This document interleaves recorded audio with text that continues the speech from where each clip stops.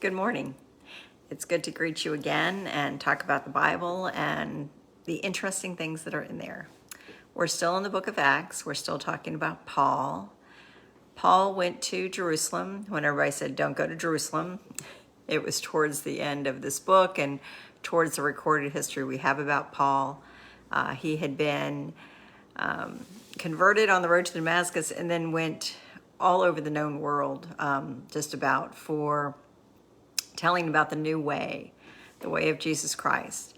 And even though he was a good Jewish man, and even though it was a continuation of Judaism at that time, people became very upset with him in Jerusalem.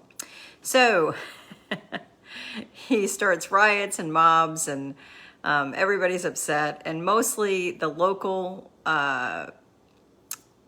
he's not a governor, but the local authority from Rome wants to get him out of town and get peace back in his community so that he doesn't have to answer for a lot of unruliness. So his decision, once he hears of a plot to kill Paul, is to get him out of town, send him up the line to the next authority, which is the governor in Caesarea. So he wrote this letter to the governor saying, here's this guy. And also he sends a lot of troops. So I'm going to read it. It's we're in Acts 23. We're at the 25th verse, and we'll go to the rest of the chapter. So it says, then he wrote this letter. From Claudius Lystra to the most honorable Governor Felix. Greetings. I rescued this man from a Jewish mob. They had seized him and were about to kill him when I learned that he was a Roman citizen.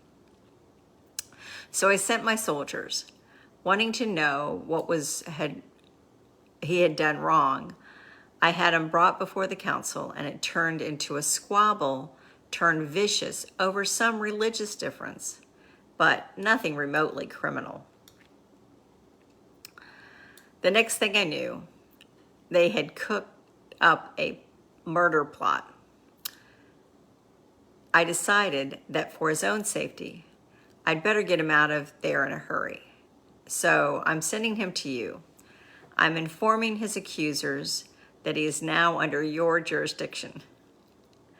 The soldiers, following orders, took Paul the same night. That was the end of the letter. The soldiers, following the orders, took Paul the same night to safety in Antipas. And the morning the soldiers returned to their barracks in Jerusalem, sending Paul on to Caesarea under guard of the cavalry. The cavalry entered Caesarea and handed Paul and the letter over the governor. After reading the letter, the governor asked Paul, what province do you come from? And he told him, Sicilia. And then he said, I'll take up your case when your accusers show up. He ordered him locked up in the meantime in King Herod's official quarters. So this begins Paul's house arrest, which we know he wrote many of the letters that are in the New Testament from this house arrest time. And we'll find out that he stayed there longer.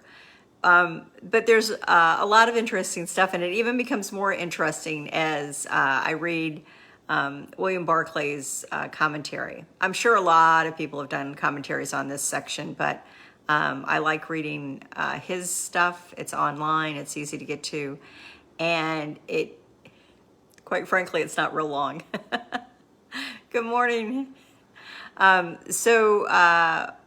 Paul, so we know from the previous part of the chapter that this Claudius, who was in charge of Jerusalem for Rome, actually had to buy his citizenship. And Paul says, I was born to it. I am a naturalized person. So, of Rome, citizen of Rome. And then he wants to get him out of town. And so it's about 60 miles to Caesarea, and Antipas is only 25. So Antipas apparently is a dangerous part of the road. So everybody goes with him to Antipas and stays there for the night. They're traveling in the evening, so they get as far to get outside the places where they could be hijacked and put upon. So it was a dangerous part. So then all the contingents of like 500 soldiers get him there. And they send the other soldiers back to Jerusalem in the morning, and the rest go the next 35 miles to Caesarea with him. And so obviously, Paul, because he's a Roman citizen, is being very, very well cared for by Claudius, who, was not really anybody, and then managed to buy his Roman citizenship. And they take him to Governor Felix. Now, one of the interesting things that Barclay says is there is a lot of historical writing on who Governor Felix was. And apparently Governor Felix was someone who had originally been a slave and managed to get himself out of slavery and to governor of Caesarea, which would have been amazing to me. But in that time, I guess things were a little bit more fluid.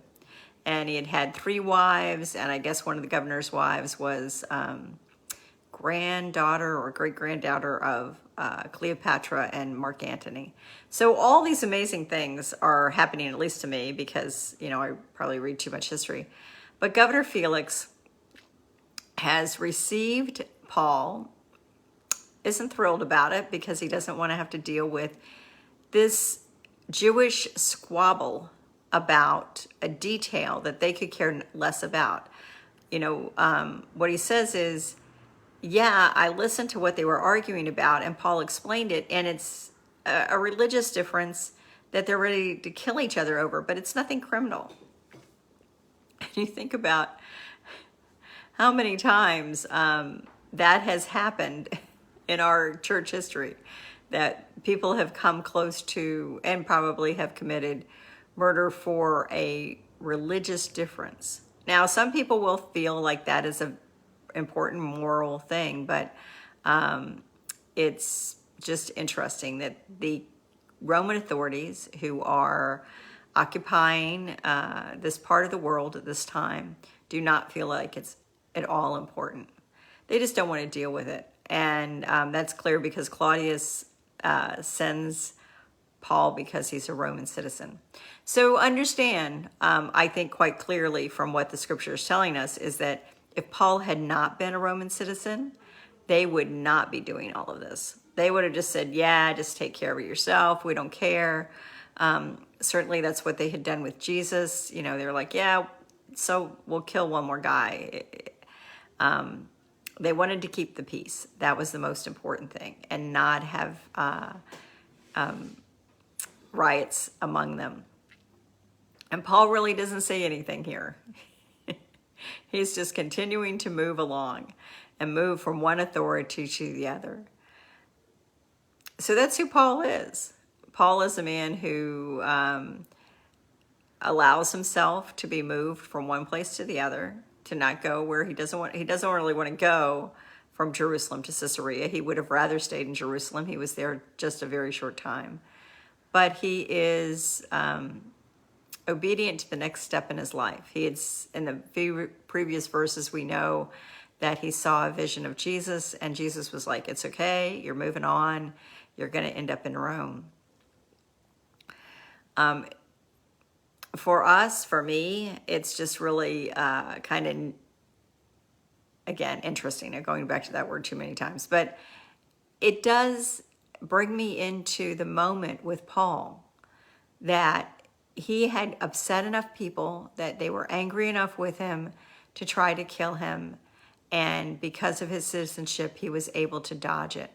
And because he was able to dodge that, and because he was put under house arrest in part of King Herod's house.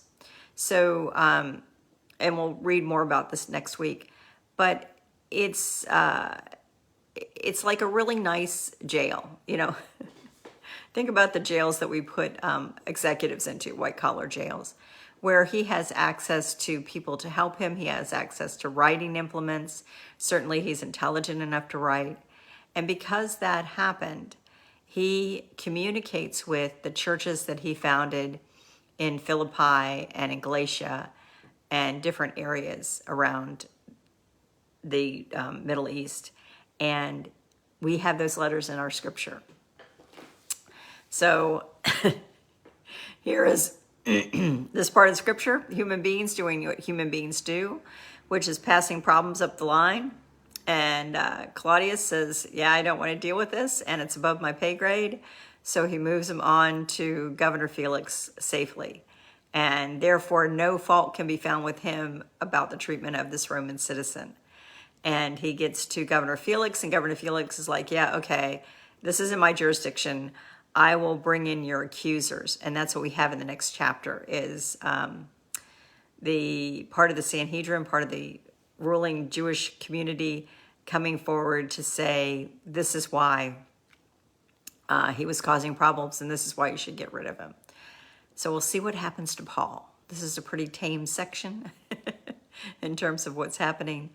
But to see Paul being moved from place to place as a dangerous person, and to know that what he spoke in terms of the openness and love of God was seen as very dangerous and very just transforming about what he was doing in the world in terms of a messenger for God.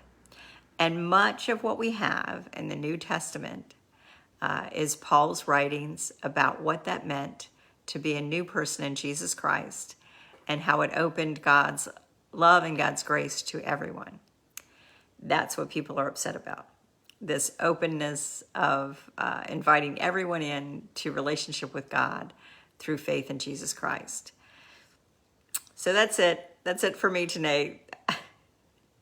It's wonderful. We're getting towards the end of the book of Acts. So if you watch this and you want to comment and you want to see if I do this more, tell me what to do next. Do you want another book of the Bible? That seems easiest. But anyway, or I could stop sitting at my kitchen counter. But prayers and blessings upon you today. I have enjoyed watching the Paul's travels. We'll be doing it for probably the rest of the summer, and then we'll see where we go next. I hope you have a wonderful day. It looks gorgeous out there. Bye.